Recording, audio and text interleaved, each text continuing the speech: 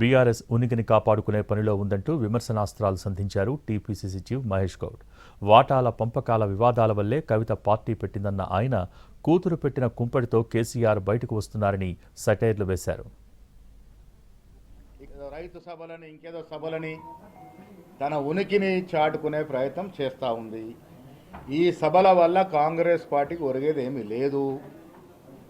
వారు ఏ డిక్లరేషన్ మీద సభ పెట్టినా ప్రజలు వారికి ఆదరించేది లేదు. కారణం మీరు 10 ఏళ్లుగా దాచుకున్న సొమ్ము మీద వచ్చిన వివాదాల వల్ల, వాటాల తగాదా వల్ల, వాటా పంపకాల్లో వచ్చిన పంచాయతీల వల్ల ఇలా కవిత అనే మీ కూతురు మరొక పార్టీకి తెరదీపింది. కాబట్టి ఆ పొగని తట్టుకోలేక ఇలా కేసీఆర్ గారు ఫామ్ హౌస్ నుంచి బయటకు వస్తూ ఉన్నారు.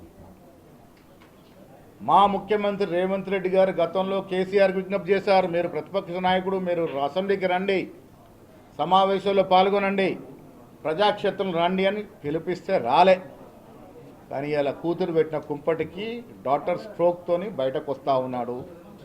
ఇది రైతు సభ కాదు, మట్టి సభ కాదు, రైతుల్ని ఉద్దేశించి చేసే సభ అంతకన్నా కాదు. రైతు సభలని ఇంకేదో సభలని